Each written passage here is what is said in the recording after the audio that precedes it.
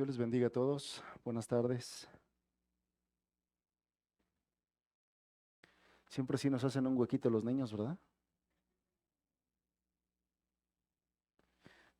Un huecote, diría yo. Se nota. Bien, pero la están pasando bien.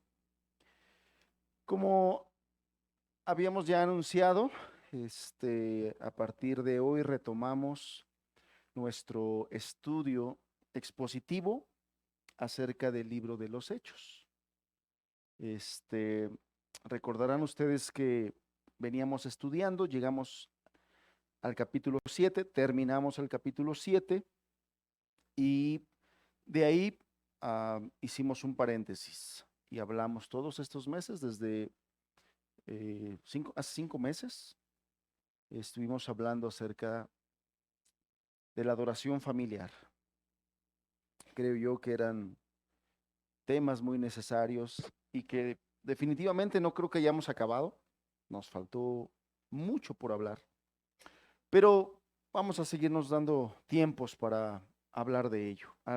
Ahora iniciamos nuevamente con el capítulo 8 del libro de los Hechos. Vamos a estar unos meses así y nuevamente haremos más adelante otro paréntesis porque está intenso el libro de los Hechos, ¿no? Tiene 28 capítulos y es mucho que estudiar, entonces vamos a ir haciendo algunas pausas.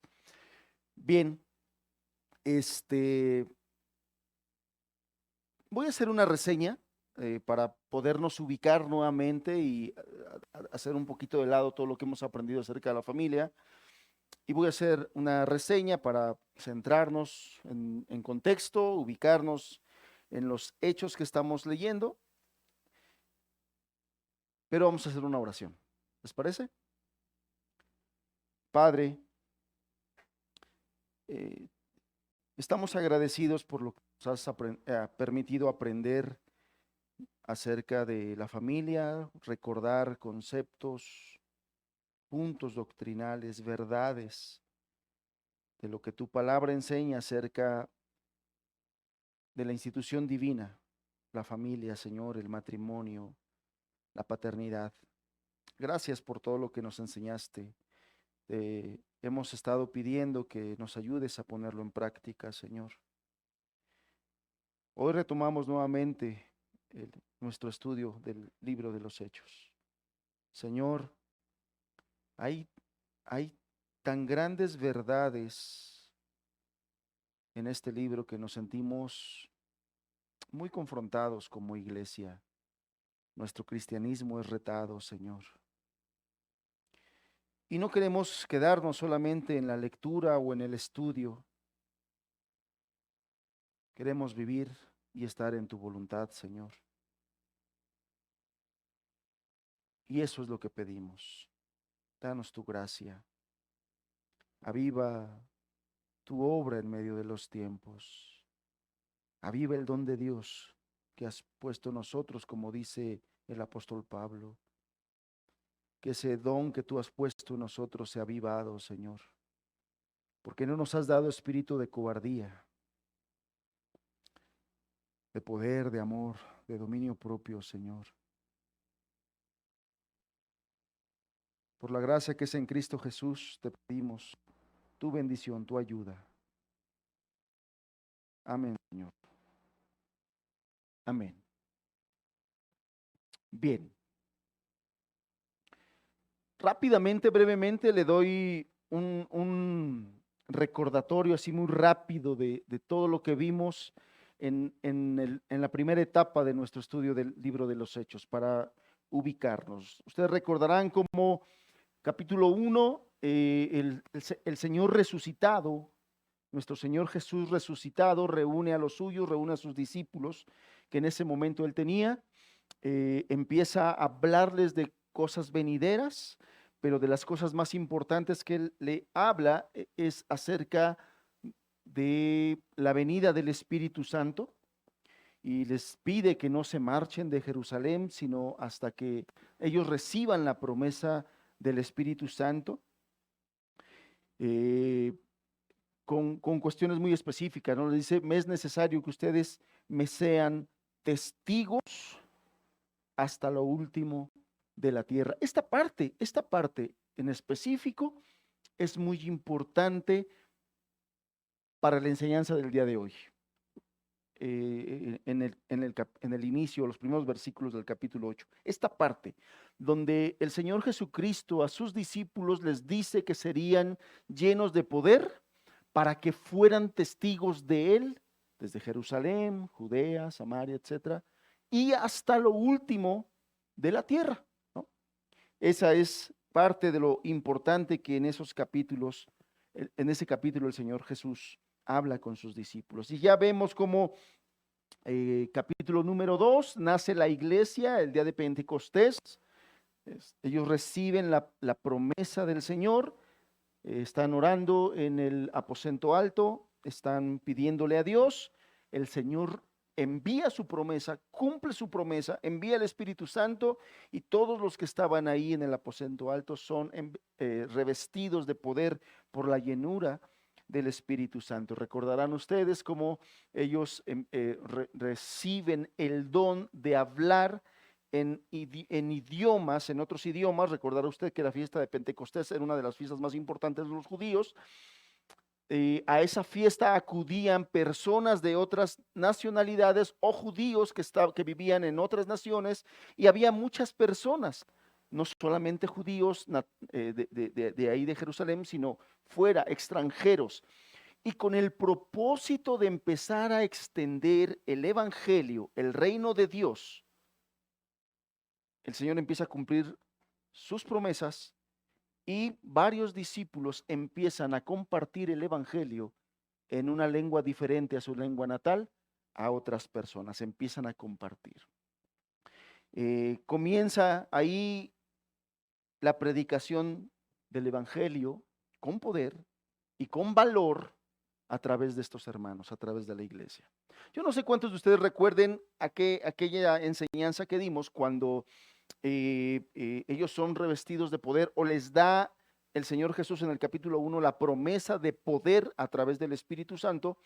Y en esa ocasión nosotros hablábamos de en qué iba a consistir el poder del Espíritu Santo en cada discípulo y con qué propósito y objetivo Dios iba a revestir, iba a capacitar a sus discípulos con eso. ¿Alguno de ustedes recuerda cuál era el principal objetivo? Para ser testigos. ¿Cómo? En esa enseñanza lo enfatizamos, y creo que hubo hasta 2 enseñanzas donde enfatizamos cuál era el objetivo el objetivo primordial. Había varios, pero el primordial de por qué los discípulos necesitaban ser revestidos de poder con el Espíritu Santo. ¿Alguien recuerda? Exacto. Uno de los principales objetivos y características del poder del Espíritu en cada discípulo era para que ellos tuvieran el valor de predicar el Evangelio con poder, porque se venían días difíciles. Y bueno, hasta el capítulo 7 usted recordará que efectivamente días difíciles se presentaron, pero no eran los más difíciles, venían todavía tiempos más difíciles, y ellos iban a necesitar poder de Dios para que en medio de esa dificultad ellos no se acobardaran y compartieran el Evangelio y abrieran su boca para compartir el Evangelio. Entonces, una de las características de la iglesia naciente en aquellos días era el valor para compartir el Evangelio en tiempos de dificultad, en tiempos peligrosos, y compartirlo con poder. Esto es muy importante que nosotros entendamos eso. El día de hoy, de diferentes maneras, se ha trivializado el poder del Espíritu Santo. O sea, algunos se han dicho muchas cosas de cuál es la marca de la llenura del Espíritu Santo. Bueno, lo que nos muestra la Escritura y en el contexto del libro de los Hechos es poder para predicar el Evangelio con valor. Y esto en nuestros días, hermanos, debiera de debiéramos nosotros de darle suma importancia, viviendo en tiempos que vivimos, viviendo en tiempos con las dificultades que vivimos, con la oposición al evangelio que vivimos. Esto debería de recordarnos y ponernos eh, atentos y listos en esto. Entonces, eso es una de las cosas que vimos. A partir del capítulo 2, capítulo 3, capítulo 4, hay un énfasis importante acerca de la unidad de la iglesia, en amor, en compañerismo. Recordará ustedes cómo hablamos de todas esas cosas, del énfasis que la escritura, que Dios a través de Lucas pone en esos capítulos acerca de la unidad en la iglesia, del compañerismo, de la coinonía, del amor entre los hermanos. También vimos cómo, habiendo crecido la iglesia, capítulo 5, se hacen encargos a algunos hermanos en específico, a los cuales se les llamó en aquellos días diáconos. Recordará usted cómo se nos narra que había crecido tanto la iglesia y con ella habían crecido las necesidades, de tal manera que de repente dentro de la iglesia algunos hermanos empezaron a quejar contra otros, principalmente en la distribución de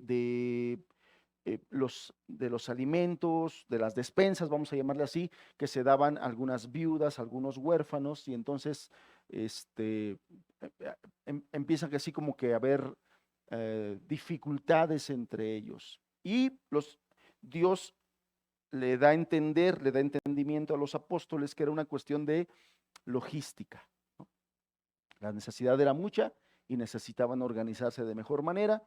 Y ahí es donde los apóstoles deciden designar a ciertos hermanos con ciertas características muy importantes, llenos de fe, llenos de sabiduría, llenos del Espíritu Santo, para poder ellos encargarse de la logística y de las cuestiones materiales dentro de la iglesia. Y ellos dijeron, nosotros nos dedicaremos al estudio de la palabra y a la oración, ¿no? Ellos tenían muy claro su llamado, a qué fueron llamados, pero también entendían la importancia de llevar un buen orden y de que hubiera personas con esas características para encargarle esas tareas y esos trabajos. Y bueno, en el capítulo 7 llegamos como uno de esos discípulos llamado Esteban, de la cual la escritura lo describe de manera muy particular, un varón lleno de fe, del Espíritu Santo, de sabiduría, lleno de gracia. Y el capítulo 7, 6 y 7 nos dicen que él hacía milagros y prodigios. Él no era un apóstol, pero él también era usado por Dios para que la gente viera que el mensaje que ellos traían estaba respaldado por el poder de Dios. Hemos dicho que todos los milagros, todos nosotros tenemos muy claro cómo el libro de los Hechos describe el gran derramamiento de poder, de milagros, de prodigios de Dios a través de sus siervos, a través de sus discípulos, los apóstoles, pero no solamente los apóstoles, sino hombres sencillos como Esteban, que era un discípulo, pero que hacía grandes milagros. Todo eso tenía el objetivo de respaldar el mensaje apostólico, el mensaje del Evangelio, que la gente se diera cuenta que lo que ellos hablaban y enseñaban venía de Dios y era respaldado por Dios. Por eso es que en esos tiempos el Espíritu Santo se movió de una manera como vemos que se movió, y Dios respaldaba con todas estas maravillas. Pero capítulo 7 vemos cómo el ministerio de Esteban dura relativamente poco tiempo, ¿no? Es acusado, le levantan falsos testigos, los judíos veían amenazado su imperio, el control del pueblo, y empiezan a acusar a Esteban, levantando falso testimonio. Y ahí es donde se lleva a cabo todo este relato de Esteban, y el capítulo 7 dice que Esteban murió, o más bien lo dice, durmió. Yo quisiera, para dar continuidad a estos primeros versículos del capítulo 8, que son los que vamos a estudiar hoy, estudiáramos unos versículos anteriores para que nos ubiquemos en el tiempo y en el contexto. Acompáñenme por favor en su Biblia a Hechos capítulo 6. Hechos capítulo 6. Vamos a leer del versículo número 8 al versículo número 15. Hechos 6.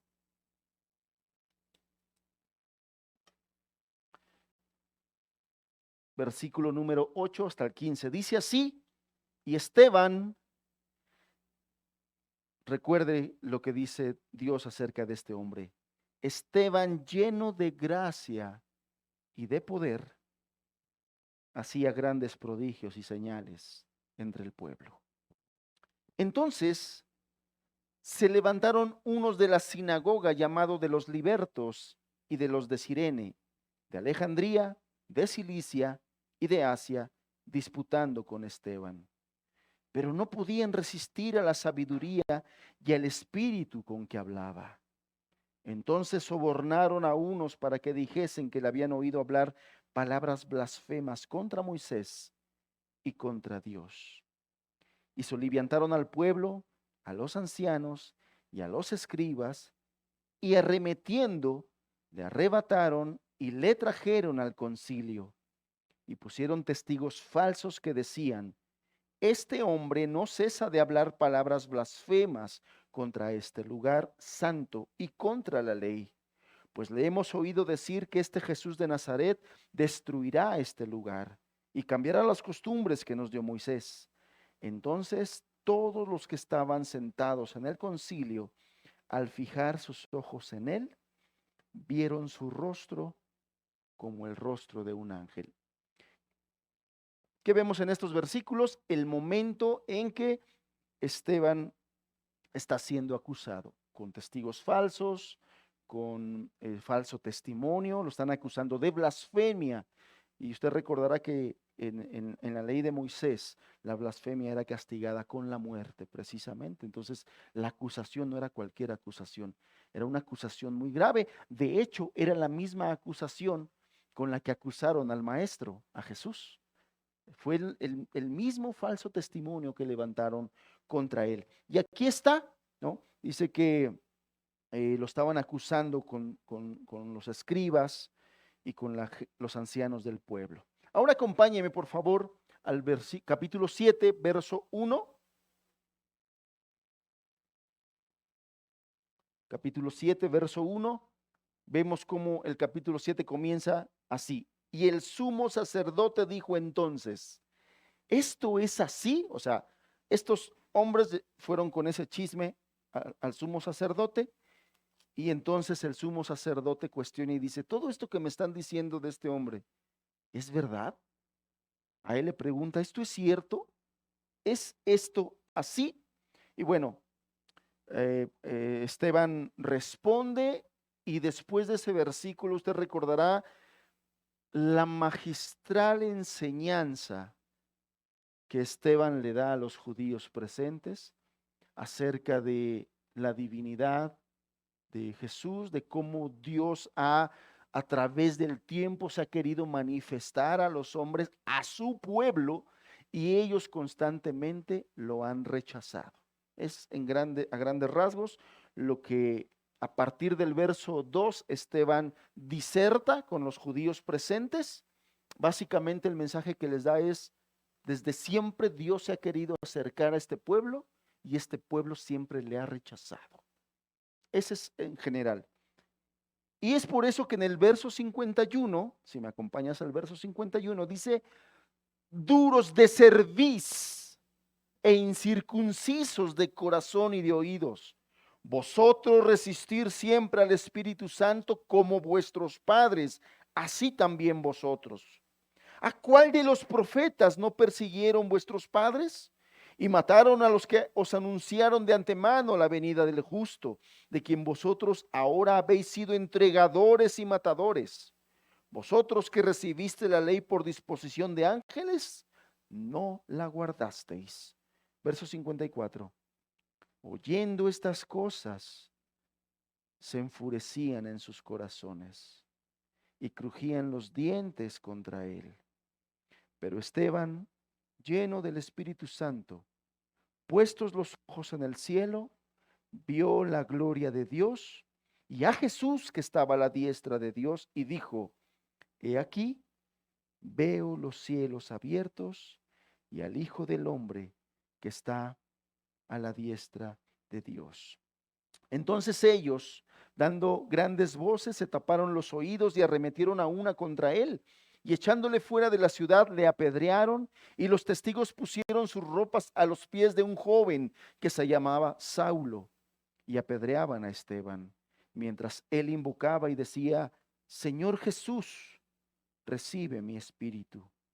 Y puesto de rodillas, clamó a gran voz, Señor, no le tomes en cuenta este pecado. Y habiendo dicho esto, durmió. Si usted no escuchó todas estas enseñanzas de estos pasajes que acabamos de leer, puede ir a nuestra página de Facebook, ahí quedaron todas grabadas, o bien puede buscarnos en la página de YouTube. Ya todas las enseñanzas ya están editadas, en YouTube están sin alabanza, en Facebook están completas con alabanza y todo. Entonces, para que si le interesa escuchar las enseñanzas que hablamos de todos estos versículos, de todo el capítulo 7 y 6, bueno, todas están ahí en nuestra página. Esto básicamente era para que nosotros recordáramos, nos pusiéramos nuevamente en contexto. Y dice aquí el verso 60 que Esteban, puesto de rodillas, clamó a gran voz, Señor, no le tomes en cuenta este pecado. Y habiendo dicho esto, durmió. Así termina el capítulo 7. Pero ahora note cómo comienza el capítulo 8. Verso 1 del capítulo 8 dice, y Saulo consentía en su muerte.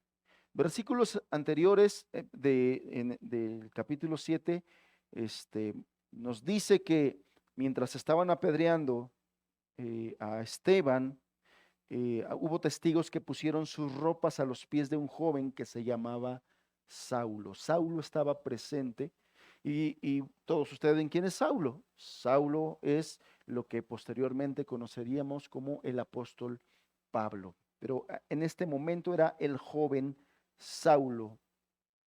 Y Saulo estaba ahí entre todos los judíos, entre la turba que estaba apedreando a Esteban. Saulo fue testigo de la lapidación de Esteban y de la muerte de Esteban, pero no solamente fue testigo, dice el verso 1 que él consintió. ¿Y por qué consintió? Bueno, porque más adelante nosotros nos damos cuenta que este hombre, este joven llamado Saulo, tenía cierto poder entre los judíos. De tal manera que si él hubiese querido, lo que nos da a entender aquí es que él hubiese podido intervenir para que Esteban no muriera como murió. Pero el Espíritu Santo se encarga de decirnos en el versículo 1, capítulo 8, que él consintió en su muerte.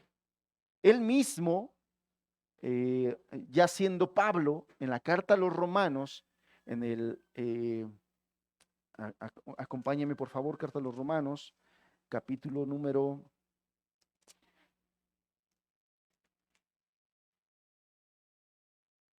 1,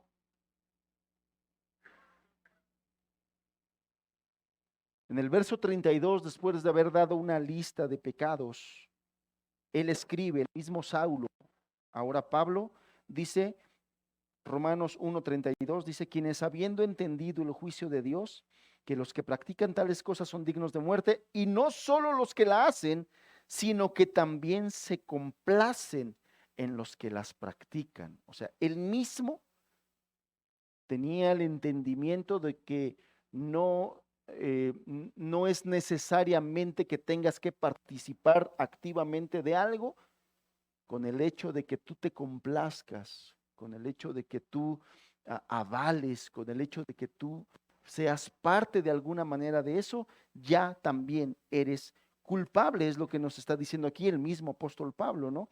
Si tú lees versículos anteriores a estos, te da una larga lista de maldades y de pecados. Y aquí el apóstol Pablo te dice, y no solamente los que las practican, sino los que se complacen con ellos. Bueno, aquí en el versículo 1 del capítulo 8 se nos está diciendo que Pablo se complació con aquellos asesinos. Por lo tanto, fue parte de eso.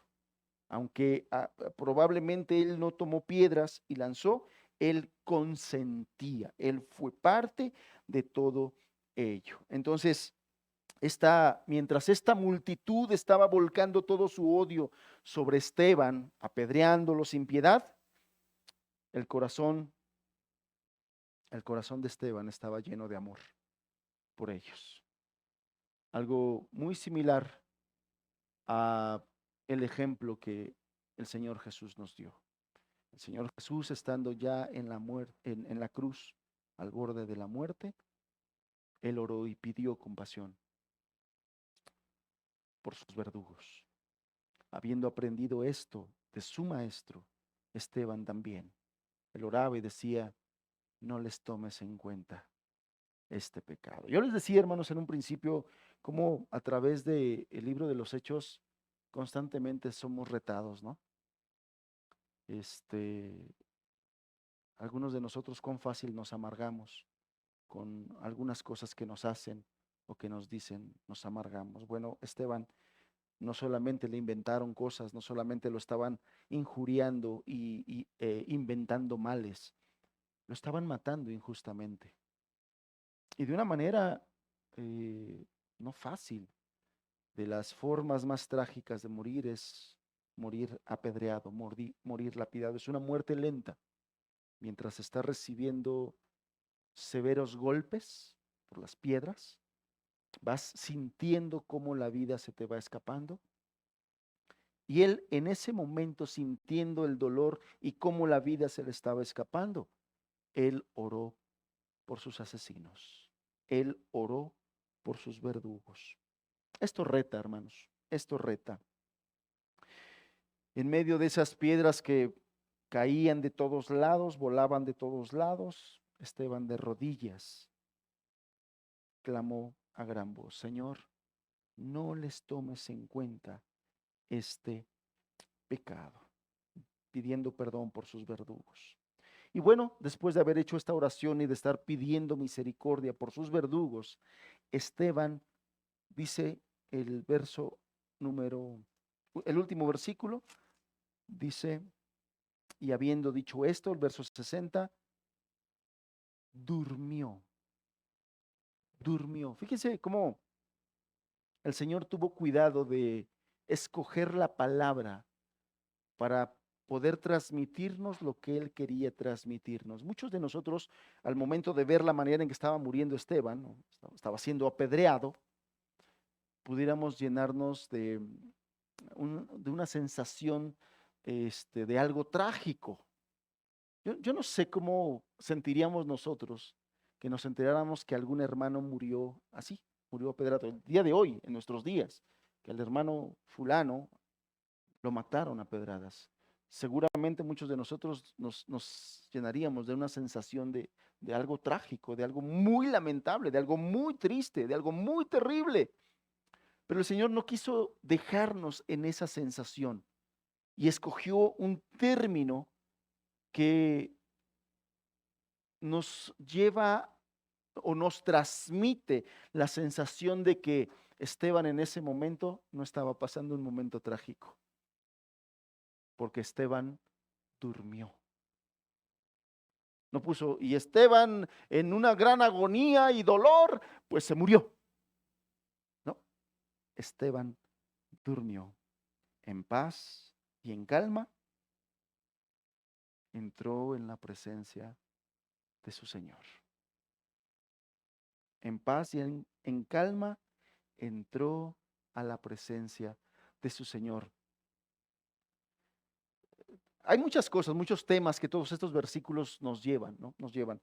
El día de hoy nos vamos a centrar en lo que dice más adelante acerca de la persecución, pero no quiero dejar pasar la oportunidad de hacer un comentario respecto a esto que estamos leyendo aquí, que Dios, como lo he dicho, no hay ninguna palabra de balde, no hay nada que el Señor ha dicho nomás porque sí o porque se le ocurrió, pero no tenía ningún propósito. En la Biblia no hay nada de eso. Todo lo que el Señor dijo tiene un propósito. Y en este momento Él nos transmite que a pesar de todo lo que le hicieron a Esteban, Esteban durmió.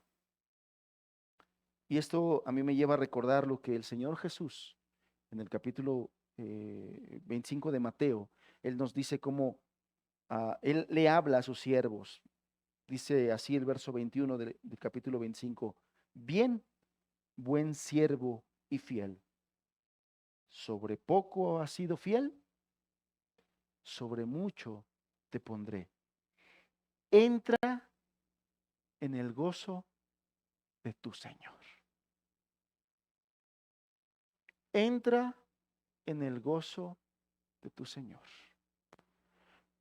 ¿Cómo en un tema tan delicado como es el tema de la muerte, Dios no lo ve como algo trágico para el creyente? El creyente, por cuanto está en el Señor, el día que muere, duerme. El día que muere, entra en el gozo de su Señor. Como nuestra sociedad tiene por ahí un cliché cuando alguien fallece, ¿no? ¿Cuál es ese dicho? Que descanse en paz, ¿no? Ya está descansando.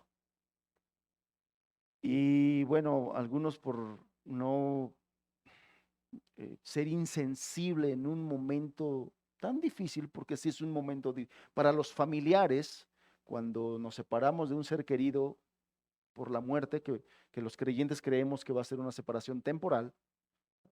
Si la persona que fallece es creyente y la persona que lo entierra es creyente, es una separación temporal. Un día nos reuniremos, un día estaremos juntos. Pero esa separación, aunque temporal, en nuestra humanidad es dolorosa, ¿sí o no? Nos duele separarnos de un ser querido por un tiempo. Pero yo he visto el poder que tiene esta doctrina cuando un creyente pierde a un ser amado que es creyente. He visto cómo es consolado y confortado al saber que un día le veré. Un día le veré.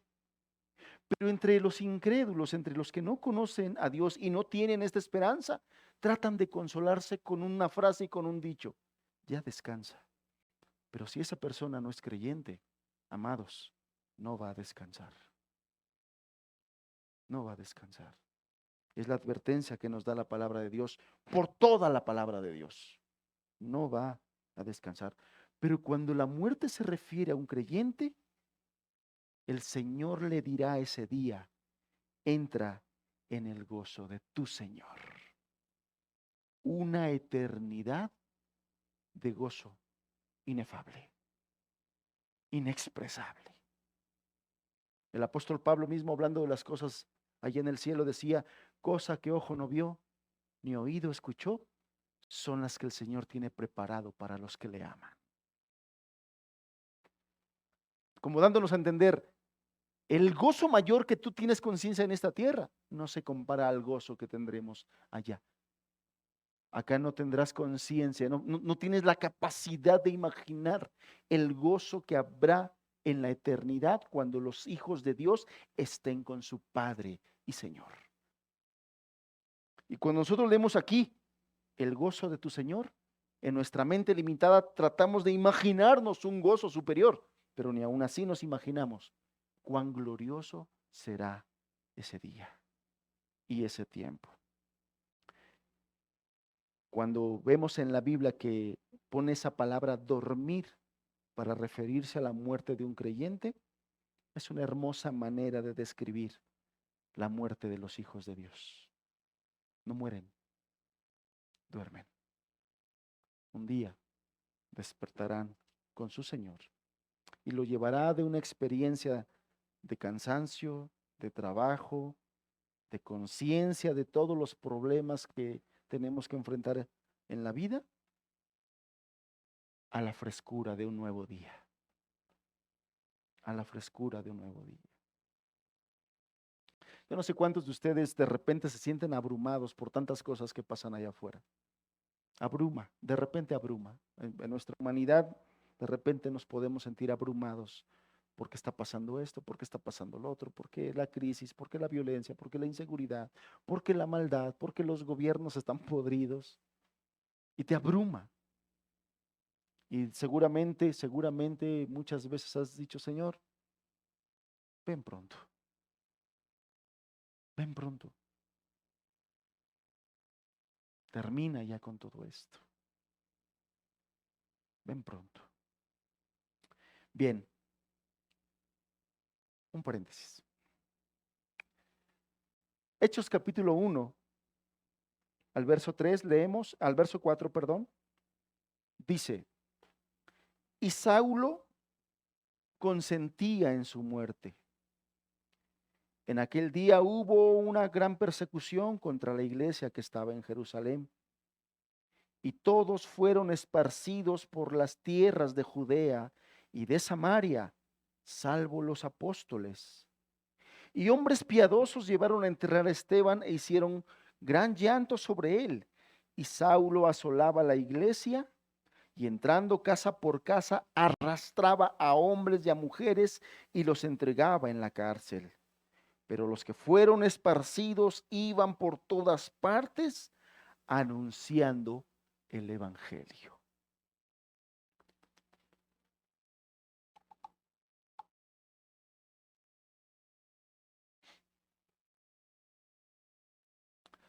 El capítulo número 8, hermanos, es un parteaguas. Pareciera ser que cambia la historia que Lucas viene narrando, capítulo 1, capítulo 2, capítulo 3, capítulo 4, capítulo 5, capítulo 6, capítulo 7, pero en el capítulo 8 tú vas a notar conforme empecemos a avanzar cómo hay un cambio en la narrativa, un cambio en las condiciones, un cambio en las situaciones, un cambio radical de lo que estaba viviendo la iglesia del capítulo 7 para atrás y del capítulo 7 para adelante. Es otra la condición a las que los hermanos, los discípulos, la iglesia se tiene que enfrentar. El asunto es transformado totalmente. Esta situación que Dios permitió en la vida de Esteban transforma muchas de las cosas que ellos venían viviendo. Hasta ese momento, aunque habían tenido algunas dificultades, había las autoridades judías principalmente se oponían. Y ya recuerda usted cómo el apóstol Pedro, el apóstol Juan tuvieron algunas dificultades, pero nada de eso se comparaba con lo que a partir de este momento la iglesia empieza a vivir. Todas las condiciones cambiaron. Todas las situaciones cambiaron. Es un parteaguas, capítulo 8. Y de hecho es aquí donde se empieza a cumplir los planes del Señor, la promesa del Señor y la profecía del Señor que Él pronunció en el capítulo 1, verso 8. Les leo qué dice el versículo 8 del capítulo 1. Pero recibiréis poder cuando haya venido sobre vosotros el Espíritu Santo. Y escuche, y me seréis testigos en Jerusalén, en Judea, en Samaria y hasta lo último de la tierra. ¿Y qué es lo que nosotros leemos aquí? En el versículo número 1, y Saulo consentía en su muerte. En aquel día hubo una gran persecución contra la iglesia que estaba en Jerusalén y todos fueron esparcidos por las tierras de, ¿qué dice aquí? Judea y Samaria. Por esta situación que se estaba presentando con Esteban, discípulos fueron esparcidos, llegaron a la tierra y a la tierra de Samaria donde no estaban, y luego dice que los que fueron esparcidos en el verso 4, por todas partes iban anunciando el evangelio. Y se empiezan a cumplir los propósitos de Dios, el plan perfecto de Dios. Quizá muchos de nosotros que no estamos en el Espíritu, hermano, cuando no estamos en el Espíritu, no discernimos los tiempos que vivimos. No discernimos los tiempos que vivimos, porque no estamos en el Espíritu. Porque no estamos metidos en la palabra y a través de la palabra Dios nos habla y nos deja entender cosas. En esas lecturas express, microondas, rápidas, superficiales de la palabra, no entendemos y no somos capacitados para entender los tiempos que estamos viviendo. ¿Cuántos de nosotros en una condición eh, no espiritual buena, sino más bien afanados, pensando en las cosas materiales, pensando en esto, pensando en las cosas de aquí terrenales, al momento de enterarnos que mataron al hermano Esteban y lo mataron bien feo, le pegaban, hermano, es que le aventaban piedras y piedrotas y el hermano sangraba y el hermano hacía eso? O sea, ¿cuántos hubiéramos dicho, qué feo se está poniendo esto? Ay, Señor, ampáranos, ayúdanos. ¿Cuántos hubiésemos corrido a la casa y ciérrale porque no va a ser que también vengan por nosotros? Y, y, y no entender que eso era plan de Dios, dentro de la economía de Dios, dentro de el escenario que Dios estaba planteando para llevar a cabo sus planes, que Él ya tiene conocimiento de ellos desde antes de la fundación del mundo. Todo eso ya estaba planeado. Dios no estaba así, ay, pobrecito de mi siervo Esteban, lo mataron. Dios no estaba así. Dios estaba consciente que las cosas estaban así planeadas, así por Él permitidas, porque hay un plan, porque hay un objetivo. Pero cuando nosotros, la iglesia, no discierne los tiempos, estamos en un, válgame la expresión, en un canal diferente a Dios. Dios está en un canal y nosotros estamos en otro canal totalmente diferente. En otro canal totalmente diferente. En el capítulo 1 el Señor les dijo, los voy a llevar a Samaria y a Judea para que prediquen el evangelio. Y aquí está. Los discípulos estaban llegando a Samaria, a Judea, para predicar el evangelio. Estos hermanos estaban en el Espíritu, porque salieron dispersados por una persecución. Este hombre llamado Saulo los estaba persiguiendo para encarcelarlos y algunos fueron juzgados de una manera muy injusta, así como juzgaron a Esteban. Los hermanos, entendiendo el plan de Dios, salieron de Jerusalén, llegamos a Judea y como estaban en el Espíritu dijeron, vamos a predicar porque para eso nos trajo el Señor, para predicar. No llegaron lamentándose, pobrecito de esto, pobrecito de nosotros. Cuando dice aquí que salieron de Jerusalén y llegaron a Judea, ¿qué implica, hermanos? ¿Qué implica el hecho de salir perseguidos de una ciudad y tener que llegar a otra? ¿Qué implica? Si tenían propiedades, casa, tuvieron que dejar su casa. Si tenían un negocio, tuvieron que dejar negocio. Si tenían algún campo para sembrar, tuvieron que dejar su campo para. Si ya el campo estaba sembrado y había cosas que cosechar, ahí se quedaron. Si alguno de ellos era pescador y tenía su barquita allí a las orillas de la playa y era su medio de sustento, ahí se quedó el medio de sustento. Se fueron sin nada, tuvieron que huir, salieron huyendo. Eso implica, hermanos. Esto que estamos leyendo aquí tiene esas implicaciones. Por eso es que una de las condiciones del discipulado es, niégate a ti mismo, toma tu cruz y sígueme. Cuando nosotros hacemos anclas aquí en la tierra, ¿cómo nos dificulta eso servir al Señor, hermanos? ¿Cómo nos dificulta el despojarnos de las cosas de este mundo y de esta tierra? Nos dificultan mucho servir al Señor. Cuando nosotros tenemos una visión más terrenal, oh, sí soy cristiano, pero es importante que tengamos esto, es importante que tengamos esto otro, es importante que tengamos, es necesario, pero siempre y cuando esas cosas no nos arraiguen más a esta tierra que las cosas celestiales o a cumplir las cosas del reino. Quiero contar tu testimonio, te voy a leer un testimonio, este, para ejemplificar un poquito más esto que te estoy comentando. Dice así este testimonio. El domingo 8 de enero de 1956, a la orilla de un solitario río en lo profundo de la selva ecuatoriana, 5 misioneros fueron asesinados por indios aucas primitivos.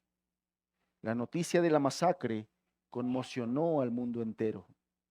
Para algunos, esas muertes parecieron una tragedia sin sentido.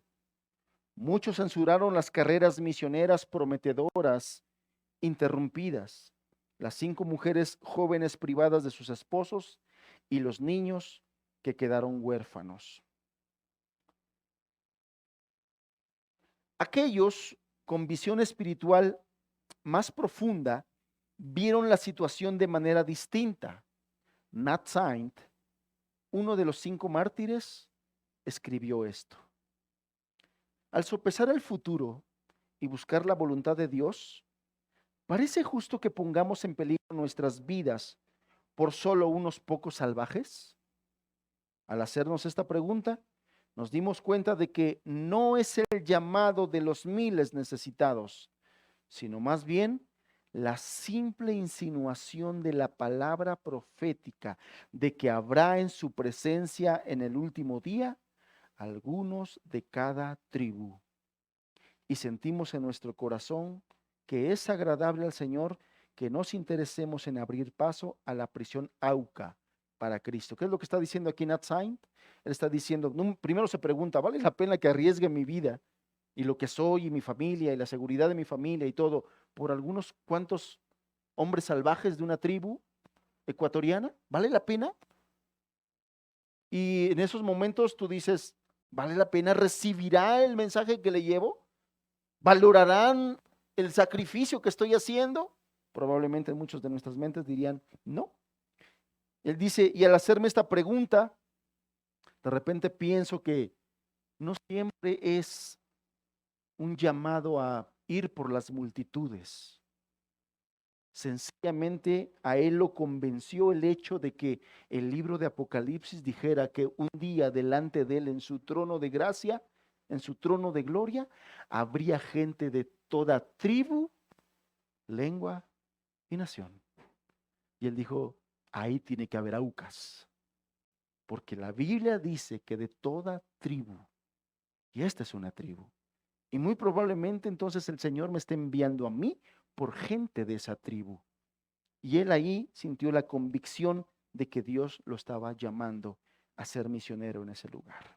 Esto lo escribió Elizabeth Elliot en su libro Portales de Esplendor. Elizabeth Elliot, viuda de otro de los mártires, Jim Elliot, comentó: para el mundo en general, esta fue una triste pérdida de 5 vidas jóvenes. Pero Dios tiene su plan y su propósito en todo. Hubo aquellos cuyas vidas fueron cambiadas por lo que ocurrió en Palm Beach, en Brasil. Un grupo de indios en una estación misionera en lo profundo del Mato Grosso, después de oír la noticia, se pusieron de rodillas y clamaron a Dios perdón por los hermanos indígenas que no conocían de Jesucristo. Este es un testimonio de lo que la noticia del sacrificio de estos misioneros estaba provocando. Dice, un oficial estadounidense escribió a una de las viudas desde Roma: yo conocía a su esposo. Era para mí el ideal de lo que debía ser un cristiano.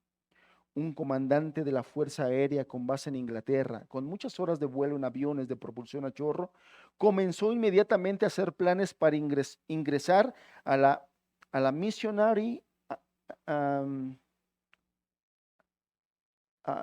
Asociación Misionera de Aviación. Un misionero en África escribió: nuestro trabajo no volverá a ser el mismo. Conocíamos a 2 de los hombres. Sus vidas han dejado huella en las nuestras. Es decir, Elizabeth Elliot estaba describiendo la manera en que el martirio de estos misioneros estaba impactando a otras personas. A primera vista, la muerte de Esteban también pudo parecer inútil, así como la de estos jóvenes, ¿no?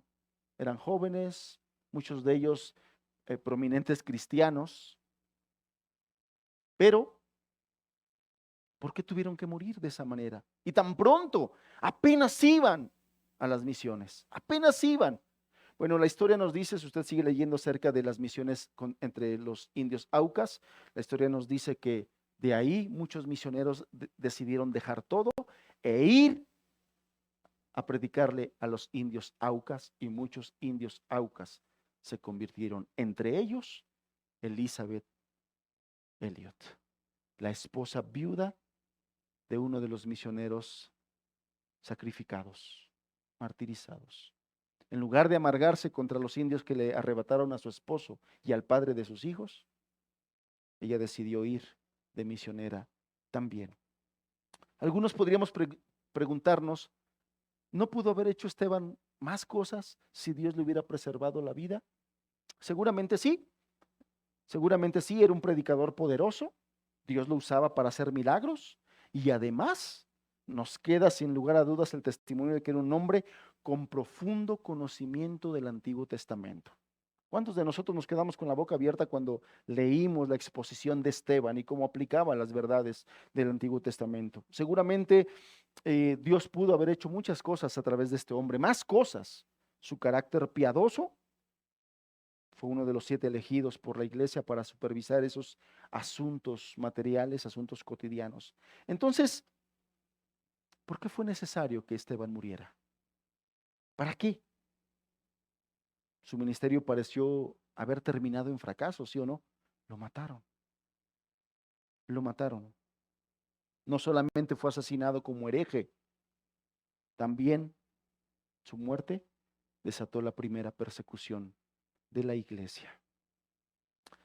Sin embargo, amados, lo que estamos mirando aquí es que esa cacería promovida, encabezada por Saulo de Tarso, dispersó a la comunidad cristiana, no solamente en Jerusalén, sino en otros lugares donde era necesario. Jesús, el Señor Jesús, quería que los cristianos llegaran hasta ese lugar. Dios estaba llevando a cabo, poniendo en marcha sus planes. Se estaba produciendo aquí la primera extensión misionera de la iglesia de Jerusalén. ¿Cómo Dios tiene sus propósitos? ¿Cómo Dios va haciendo las cosas a como Él piensa? Y muchas veces diferente a como nosotros imaginamos que lo va a hacer, ¿sí o no? Cuán importante es que eso vaya formando en nosotros un carácter dócil, hermanos. Un carácter dócil. ¿Cuántos Jonás sabemos aquí, no? Cuando Dios manda a Jonás ahí a la ciudad de Nínive, Jonás ya se había vuelto su plan. Yo les predico, yo les digo que el juicio de Dios viene, y después cuando voltee, el juicio del Señor cayendo sobre de ellos. Así lo imaginaba Jonás. Al principio no quería, pero así lo imaginaba, seguramente. Y después, cuando vio que después de la predicación Nínive se arrepiente, ahí va todo enojado a sentarse. Sabía que ni les ibas a hacer nada. Pues, ¿por qué me mandas a predicarles juicios y de por ti no los ibas a perdonar? Muchos de nosotros imaginamos la forma en que queremos que Dios haga las cosas que le pedimos. Y cómo a veces nos afecta y hasta nos molesta la manera en que Dios hace las cosas a su manera. A su manera. Debo confesar como muchas veces, años atrás, cuando todavía no tenía muy claro acerca del carácter de Dios y de cómo en su soberanía Él obra, muchas veces me quejé con Él. Le dije, si tú lo puedes hacer tan fácil, ¿por qué me lo haces tan difícil? Yo recuerdo como decía, la escritura dice que con tu dedo formaste las estrellas y el universo. Mueve el dedo. Mueve el dedo y cambia mi situación. ¿Por, por, por qué haces que las cosas me sean tan difíciles? Hoy lo entiendo. Porque César es difícil. Y porque César necesita ser tratado. Y porque no hay nadie mejor que conozca mi carácter que mi Señor, el que me formó, el que me diseñó, el que conoce mis pensamientos, mis intenciones y lo más profundo de mi corazón. Y entonces Él sabe por qué me pone en cada situación, para tratarme, para formarme, para tratar con aquellas cosas de mi carácter que no glorifican a Dios. Y así es como Él hace con cada uno de nosotros, amados, con cada uno de nosotros. Pero a veces nosotros queremos que Él haga las cosas como nosotros decimos, cuando nosotros decimos.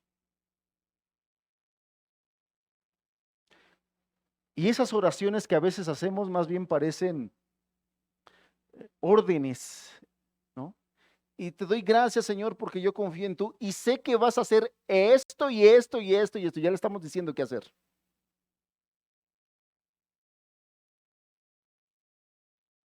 Cuando a veces, como Santiago nos dice, más bien debiéramos decir, si el Señor quiere, haremos esto o aquello. Si el Señor quiere.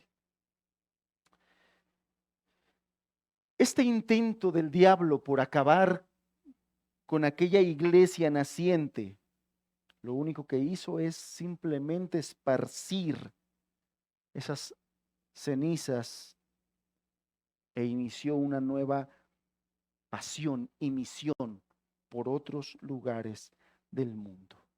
Lo que un hombre llamado Tertuliano escribió, que fue padre de la iglesia de aquellos tiempos, los padres de la iglesia son aquellos que fueron discípulos directos de los apóstoles, o en segundo plano, o sea, los discípulos de sus discípulos, a ellos se les considera padres de la iglesia. Y ellos dijeron esto: la sangre de los mártires se convirtió en la semilla del cristianismo. La sangre de los mártires se convirtió en la semilla del cristianismo. Cuando usted se mete a leer un poco de historia acerca de la iglesia, específicamente hablando de esos tiempos de persecución, hay un común denominador. Las persecuciones nunca apagaron el fuego y la pasión por predicar el evangelio. Al contrario, despertaba sobrenaturalmente en los sobrevivientes, en los familiares de aquellos que eran martirizados, un fuego y un fervor por seguir predicando el evangelio. Un fuego y un fervor para ellos era un honor dar la vida por Cristo. Yo le platicaba, siempre les platico del libro del mártir de las catacumbas. Ya voy a leer otro, ¿eh? No, sí he leído otros, pero la manera en que está relatada esta novela cristiana, porque está relatada en ese formato como novela. Por ejemplo, he leído Los Mártires de Fox. ¿Alguien ha leído aquí el libro de Los Mártires de Fox? ¿No? Sí, ok.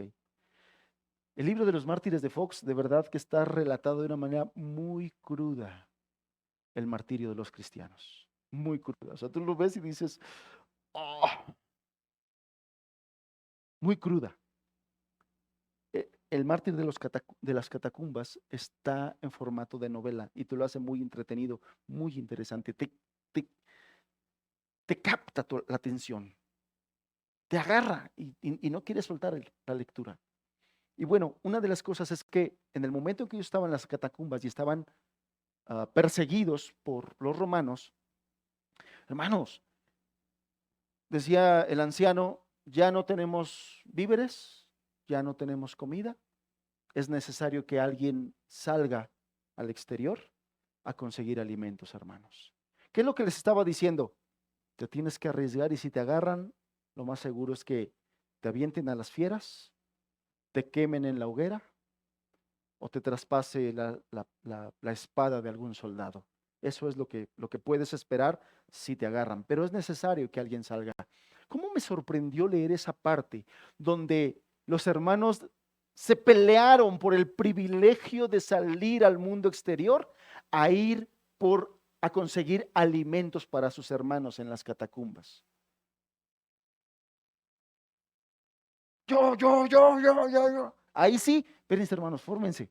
Vamos a escoger unos. Ahí sí, aplicaba ese ejemplo. No como el día de hoy, hermanos, es necesario que alguien vaya aquí. ¿Alguien puede? Tú, hermano, justo ese día tengo cita. Justo ese día tengo junta. O sencillamente, está lejos, no puedo. Me conmovió mucho esa parte de ese libro donde los hermanos pedían, rogaban la oportunidad de ser ellos quienes salieran a sufrir por la causa de Cristo y por sus hermanos. Hermoso. La sangre de los mártires se convirtió en la semilla del cristianismo, dijo Tertuliano. Entonces aquí, este martirio del hermano Esteban hacía que los judíos griegos, es decir, cristianos que eran de tierras extranjeras, se abrieran paso al evangelismo mundial. Se nos dice que fueron esparcidos, dice aquí en el verso 1, en aquel día hubo una gran persecución contra la iglesia que estaba en Jerusalén y todos fueron esparcidos por las tierras de Judea y de Samaria, salvo los apóstoles. Bueno, algunos comentaristas dicen que esta palabra todos no incluía a todos. De entrada dice que los apóstoles no, ellos se quedaron firmes en Jerusalén, a dirigir la iglesia de Jerusalén, y obviamente si se quedaron a dirigir la iglesia de Jerusalén es porque se quedó parte de la iglesia de Jerusalén, específicamente los judíos naturales. Eso es lo que algunos comentaristas dicen, que fueron ellos los que se quedaron en Jerusalén y los que fueron esparcidos, como Esteban tenía también nacionalidad griega. Se dice, algunos historiadores dicen que los que fueron perseguidos eran los cristianos que también tenían nacionalidad griega. Ellos fueron los que salieron esparcidos, pero cristianos judíos, ellos sí se quedaron en Jerusalén. Por lo tanto, en Jerusalén se quedó también la iglesia a extender el reino. Todavía había muchas cosas que hacer en Jerusalén, había muchas almas que ganar en Jerusalén. Los apóstoles se quedaron junto con otros hermanos para hacer la obra ahí en Jerusalén, pero los creyentes que no eran totalmente de nacionalidad judía, ellos sí fueron perseguidos, ellos fueron esparcidos y ellos llevaron la semilla del evangelio a muchos, muchos lados. Dice, nuevamente leemos, por favor, para ponernos en contexto.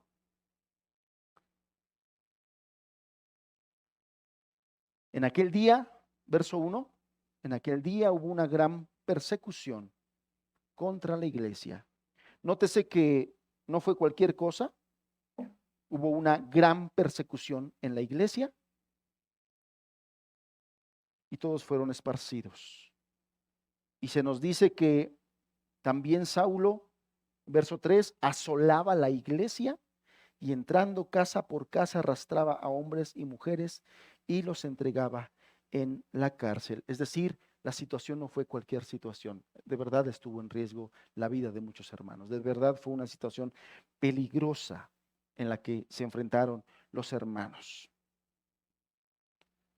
No había existido una persecución de este nivel hasta ese día dentro de la iglesia. El mismo día que mataron a Esteban, se levanta una gran persecución en la iglesia y tal acoso fue detonado por este martirio dirigido por este griego llamado Saulo de Tarso. Y entonces esto fue el catalizador para una tormenta de persecución dirigida por Pablo que estalló sobre la iglesia. Cuando la escritura dice que asolaba la iglesia, Saulo asolaba la iglesia, ese término de asolar se asocia a cuando alguien era despedazado, por ejemplo, por una fiera salvaje del bosque o del campo.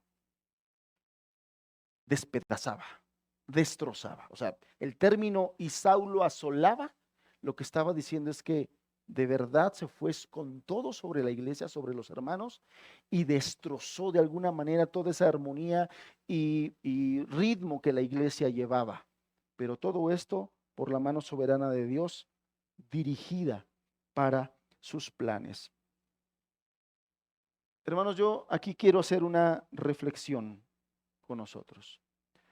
Yo no sé, hasta ahorita la iglesia cristiana en México ha gozado de cierta tranquilidad y de cierta paz. Hasta ahorita hemos estado tranquilos. Algunas cosas que dicen de nosotros, quien nos llega a ofender, quien nos llega a despreciar, pero no pasa de ahí. En realidad, hasta el día de hoy, la iglesia en México ha tenido cierta paz y tranquilidad para ejercer nuestra fe, tener nuestras reuniones. Hasta ahorita no. Pero no solamente en nuestro país, sino en todo el mundo están cambiando muchas cosas de manera radical. Muchas cosas están cambiando, hermanos. Y la pregunta es, ¿qué tan preparada está la iglesia de México para sufrir una persecución? Hace muchos años lo veíamos así como que muy lejos, ¿no? El día de hoy, las cuestiones principalmente políticas se están acomodando para que en algún momento se presente una persecución contra la iglesia. Y el punto es, ¿qué tanto está preparada la iglesia en México para enfrentar una persecución? ¿Qué tanto estamos dispuestos para todo lo que implica una persecución? Dejar nuestro trabajo, dejar nuestras casas, dejar nuestras propiedades, estar dispuestos a ser encarcelados, estar dispuestos a ser juzgados injustamente. ¿Qué tan dispuestos están los cristianos en México a morir por la causa de Cristo? Hace muchos años le decía yo, probablemente esto lo vimos así como que muy lejos, pero el día de hoy a nivel mundial las cosas se están acomodando.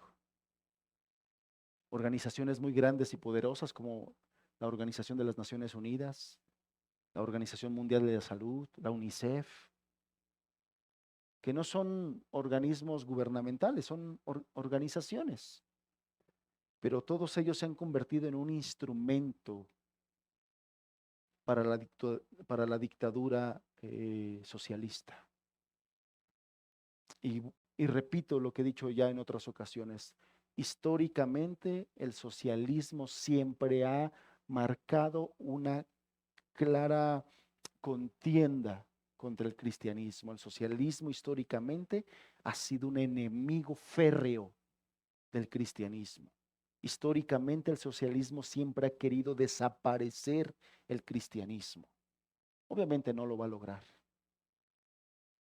Ni siquiera las puertas del Hades prevalecerán contra la iglesia, lo dijo el Señor Jesús. No lo va a lograr. Pero eso no quiere decir que a la iglesia en turno las cosas le sean difíciles, como situaciones que estamos viviendo aquí, martirios, encarcelamientos. El día de hoy te estoy hablando el día de hoy, en la Cámara de Diputados hay una iniciativa para prohibir y para hacer una ley que cualquier persona, sea ministro de culto, sea político, sea lo que sea, si llega a decirle a una persona trans que es hombre biológico y le llegas a decir tú hombre, o sea, es hombre biológico, pero él se identifica como mujer, por ejemplo. Ese simple hecho de que a ese hombre que se identifica como mujer tú le digas hombre o le llames por su nombre anterior cuando era hombre antes de su transición, por discurso de odio, estés incurriendo ya en un delito federal con años de cárcel.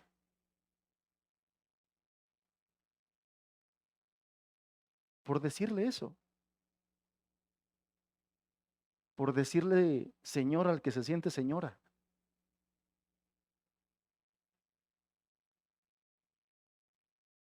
Ya está la iniciativa en la Cámara de Diputados. No te estoy hablando de algo que me estoy imaginando, que creo que así va a ser. No, hermanos, ya son hechos. Ya son hechos. Ya sabes tú que ya está si algún ministro de culto ofrece a una persona homosexual ministrarle, aconsejarle con tal de ayudarle a entender su sexo biológico, eso ya es un delito. Las terapias de reconversión le llaman ellos.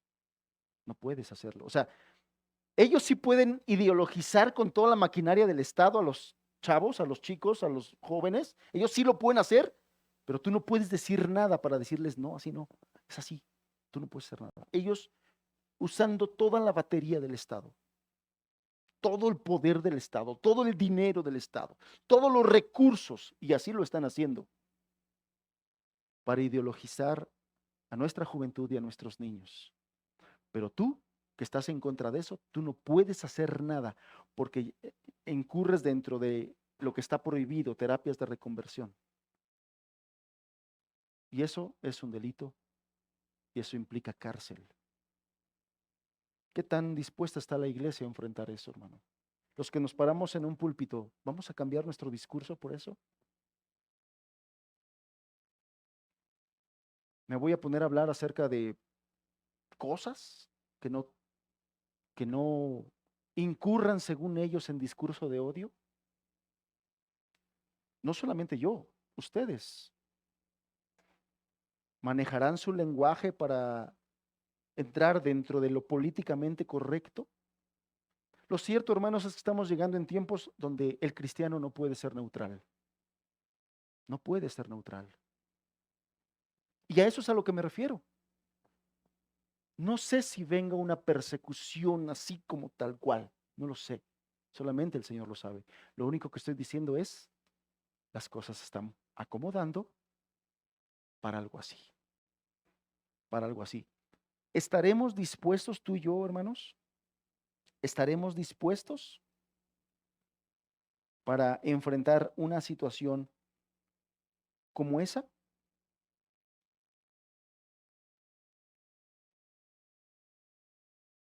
Para terminar, quiero decirle algunas cosas, algunas notas finales.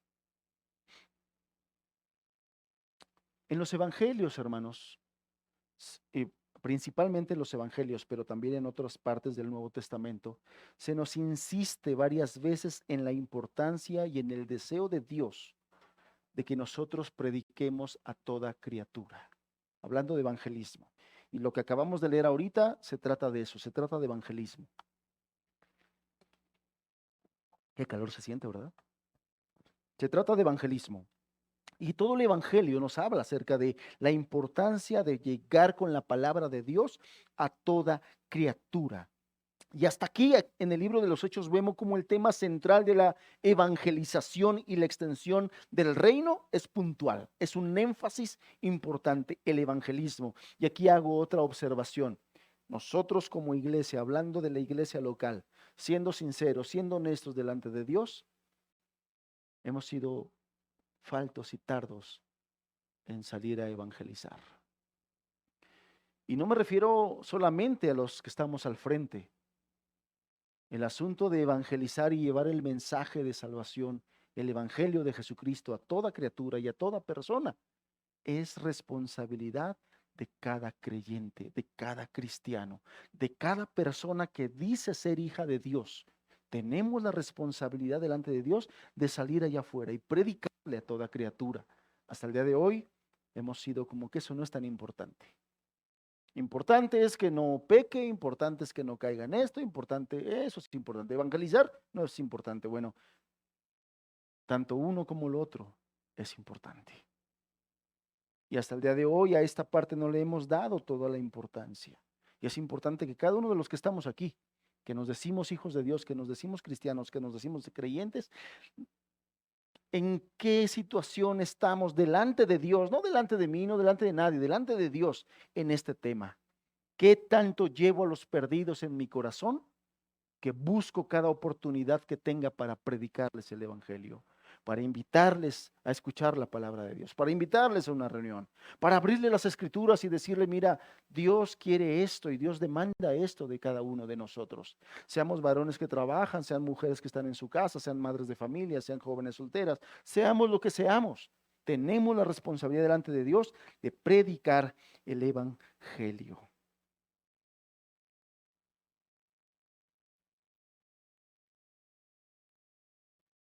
Hasta aquí decía yo, vemos cómo el libro de los Hechos tiene el tema central de la evangelización y la extensión del reino, hasta el punto de utilizar una persecución de la iglesia para que se pudiera compartir el mensaje a otras personas en otros lugares.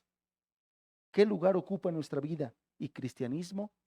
El evangelismo, la evangelización de las personas. ¿Qué lugar ocupa en tu vida, hermano, hermana, la evangelización de otras personas?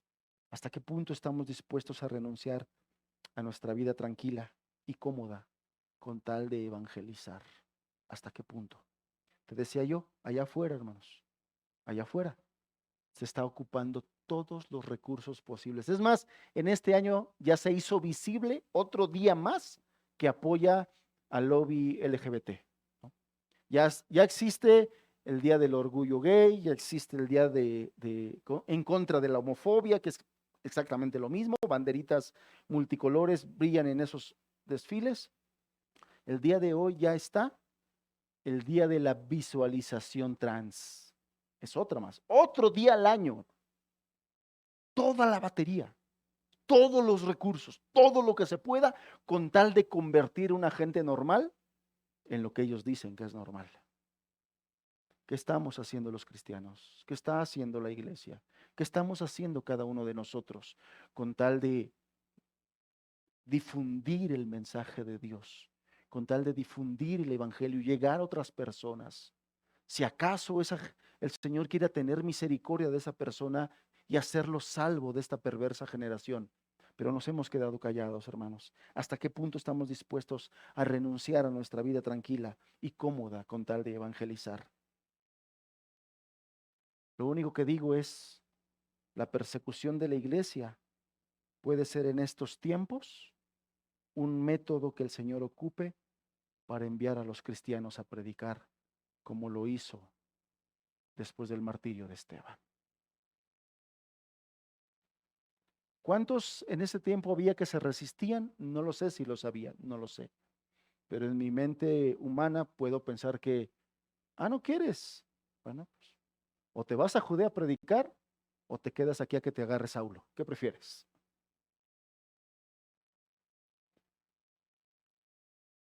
Eso es lo que ve en la Escritura. El Señor ocupó una persecución feroz para promover el evangelismo entre la gente y las personas, para que los creyentes abrieran su boca ya y comenzaran a predicar. Que Dios nos ayude, hermanos. Que Dios nos ayude. Porque si al Rey soberano le place hacerlo de esa manera, se verá quién tiene el Espíritu de Dios y quién solamente tenía una ideología. Se verá. Amén. Padre,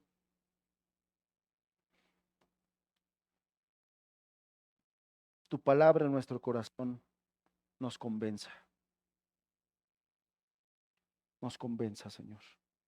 Ayúdanos a ver la importancia de este tema del evangelismo y más en tiempos como los que estamos viviendo, Señor, donde otros sí están compartiendo sus ideas, sus ideologías, sus filosofías y están ganando a mucha gente, Señor, por el esfuerzo que están haciendo. Padre, llénanos de celo por tu palabra. Llénanos de celo por tu iglesia. Llénanos de celo, Señor, celo santo que nos lleve a actuar.